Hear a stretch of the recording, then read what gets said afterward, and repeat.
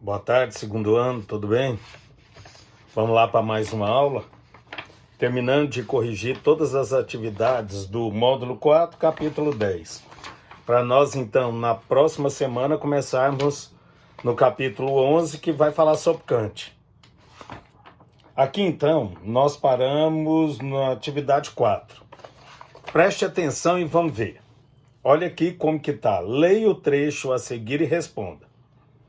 Suponha-se agora que esse homem adquiriu mais experiência e viveu no mundo o tempo suficiente para ter observado uma conjunção constante entre objetos ou acontecimentos familiares. Qual é o resultado dessa experiência? Ele infere imediatamente a existência de um objeto do aparecimento do outro. E em embargo, em toda a sua experiência, lhe deu qualquer ideia ou conhecimento do poder secreto pelo qual um objeto produz outro. E tampouco é levado a fazer uma inferência por qualquer processo de raciocínio. No entanto, é levado a fazê-la, a algum outro princípio que determina a tirar essa conclusão. Então presta atenção. David Hume. Agora olha aqui. Nessa passagem, Hume refere-se a qual conceito? Qual é o conceito que ele está falando em relação a esse texto?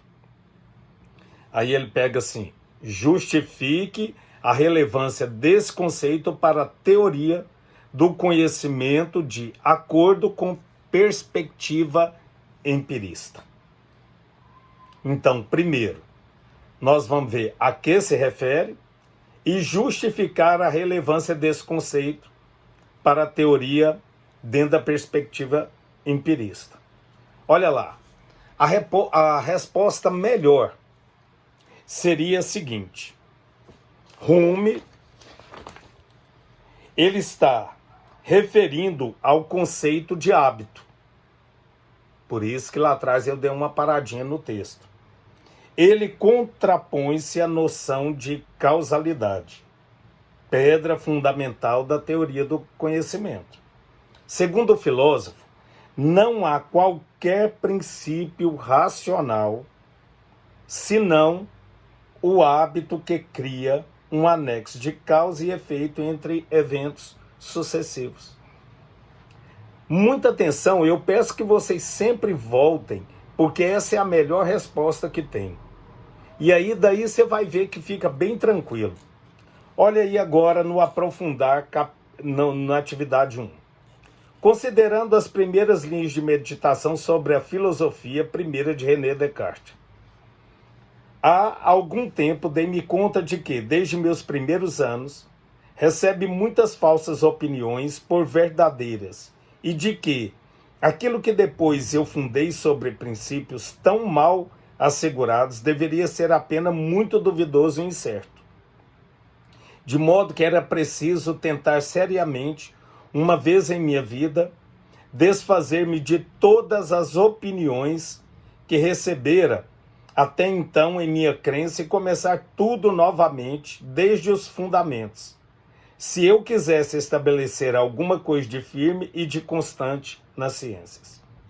Agora, pois que meu espírito está livre de todas as preocupações e que obtive um repouso seguro, numa solidão tranquila, aplicar-me-ei seriamente e com liberdade e destruir em geral todas as minhas antigas opiniões.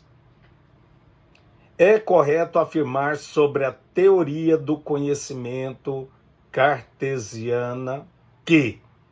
Então ele põe aí uma parte da teoria dele, mas aí depois ele só pergunta o seguinte, ó. É correto afirmar sobre a teoria do conhecimento cartesiano que a resposta certa é a letra D. Por quê? Segundo Descartes, busca um fundamento sólido para o conhecimento nas ciências. Então ele busca um conhecimento sólido para o conhecimento da ciência. Para tanto, utiliza-se do método da dúvida para destruir todas as falsas opiniões. Olha a letra D. Ao investigar uma base firme e indestrutível para o conhecimento, Descartes inicia rejeitando suas antigas opiniões e utiliza o método da dúvida até encontrar algo firme e certo. É fácil demais, né? E com a explicação ainda fica mais. Claro, eu entendo que os textos, às vezes, eles são mais complexos, mas as questões, ela acaba facilitando. E para terminar, vamos lá. Ao empreender a análise da estrutura e dos limites do conhecimento, Kant tomou a física e a mecânica célebres elaboradas por Newton como sendo a própria ciência. Entretanto, era preciso salvá-la do ceticismo de Hume, quanto à impossibilidade de fundamentar as inferências indutivas e de alcançar um conhecimento necessário da natureza. Com base no pensamento de David Hume, acerca do entendimento humano, é correto afirmar, 2 pontos. Aí é a letra D também. Por quê? Porque é assim, ó. Hume é um filósofo empirista. Claro, nós já vimos isso nas aulas passadas. Então ele rejeita ideias inatas e não conhece uma noção de conhecimento a priorístico. E também é bom que você se lembrar que a partir da experiência concreta para essa abstração, o percurso do raciocínio empirista é sempre indutivo. Aí você vai lembrar do conhecimento indutivo, que é da parte para o todo. E não dedutivo, que é do todo para a parte. Pois parte do particular para o universal. Também para Hume, é o hábito que funda o efeito de sentido da causalidade e não a inferência lógica. Resposta D, eu vou ler. O sujeito do conhecimento opera associações em suas percepções, sensações e impressões semelhantes ou sucessivas, recebidas pelos órgãos do sentido e retidas na memória. Valeu, um abraço e até mais breve possível todos nós juntos em sala.